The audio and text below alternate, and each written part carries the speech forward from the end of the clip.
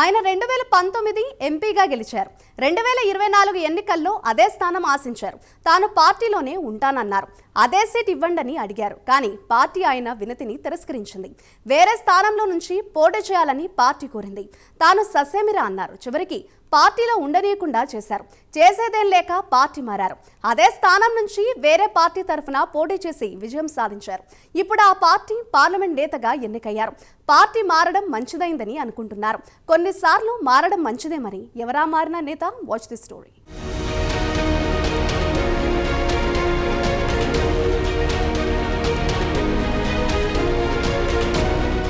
లావు కుటుంబం పేరు చెబితే గుర్తుకు వచ్చేది విజ్ఞాన్ విద్యా సంస్థలు. లావు రత్తయ్య విజ్ఞాన్ విద్యా సంస్థలను స్థాపించారు. ఎన్టీఆర్ అంటే లావు రత్తయ్యకు ఎనలేని అభిమానం. అందుకే తన యూనివర్సిటీలోని లైబ్రరీకి ఎన్టీఆర్ పేరు పెట్టుకున్నారు. అంతటి అభిమానం ఉన్న ఎన్టీఆర్ తర్వాత టీడీపీకి దూరమయ్యారు. లక్ష్మీ పార్వతి స్థాపించిన ఎన్టీఆర్ టీడీపీలో చేరి ఎంపీగా కూడా పోటీ చేశారు లావు రత్తయ్య. టీడీపీని పూర్తిగా చంద్రబాబు చేజిక్కించుకున్న తర్వాత ఏనాడు చంద్రబాబుతో కలవడం గాని టీడీపీలో చేరడం గాని చేయలేదు. ఎందుకో టీడీపీకి దూరంగానే ఉండి లావు కుటుంబం. ఈ క్రమంలో లావు రత్తయ్య తనయుడు శ్రీకృష్ణదేవరాయలు రాజకీయ రంగ ప్రవేశం చేశారు.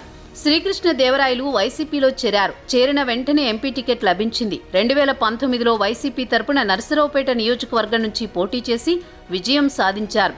గెలిచిన తర్వాత తనకంటూ ఒక వర్గాన్ని తయారు చేసుకున్నారు. ఈ క్రమంలోని నాటి చిలకలూరిపేట వైసీపీ ఎమ్మెల్యే మంత్రి విడదల రజనితో తీవ్ర విభేదాలు పొడచూపాయి. పార్టీ అధినాయకత్వం జోక్యం చేసుకున్నప్పటికీ ఇద్దరి మధ్య విభేదాలు అలానే కొనసాగాయి.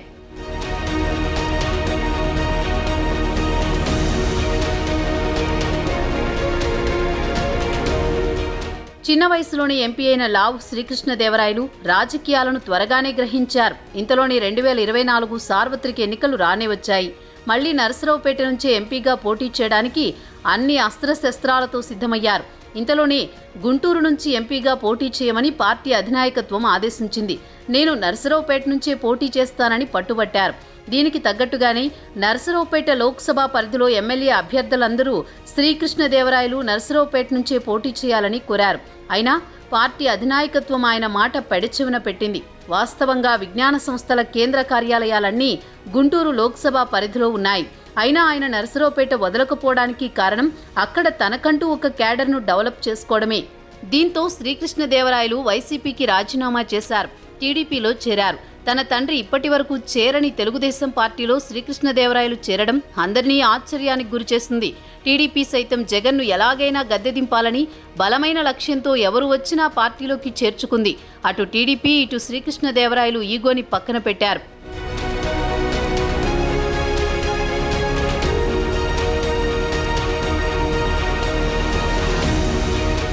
తాను పార్టీలోనే ఉంటాను, కానీ తనకి పాత స్థానాన్ని కేటాయించండని ఎంత మొరపెట్టుకున్నా వినని వైసీపీపై కసి పెంచుకున్నారు శ్రీకృష్ణదేవరాయలు. అదే స్థానం నుంచి గెలుపొంది తన సత్తా చాటాలనుకున్నారు. కాలం కలిసి వచ్చింది. కూటమి సునామీ దాటికి వైసీపీ కొట్టుకుపోయింది. ఆ గాలిలో శ్రీకృష్ణదేవరాయలు నరసరావుపేట నుంచి టీడీపీ తరపున మాజీ మంత్రి అనిల్ కుమార్ యాదవ్ పై విజయం సాధించారు. ఒకవేళ శ్రీకృష్ణదేవరాయలకు వైసీపీ నరసరావుపేట టికెట్ ఇచ్చి ఉన్నా ఓడిపోయేవారు. దీంతో ఆయనకు వెరీ లక్కీ పర్సన్ అంటున్నారు తోటి నేతలు. నరసరావుపేట పరిధిలో అన్ని అసెంబ్లీ స్థానాలు టీడీపీ కైవసం చేసుకుంది.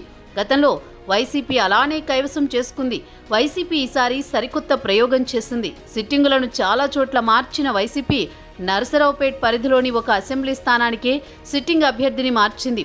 అది కూడా శ్రీకృష్ణదేవరాయలతో విభేదించిన చిలకలూరిపేట ఎమ్మెల్యే మంత్రి విడదల రజనీని గుంటూరు వెస్టుకు మార్చారు. అయినా నరసరావుపేట ఎంపీ టికెట్ను స్థానికేతరుడు నెల్లూరు జిల్లాకు చెందిన మాజీ మంత్రి అనిల్ కుమార్ యాదవ్కు కట్టబెట్టింది వైసీపీ. దీంతో శ్రీకృష్ణదేవరాయల విజయం నల్లేరు మీద నడకే అయింది.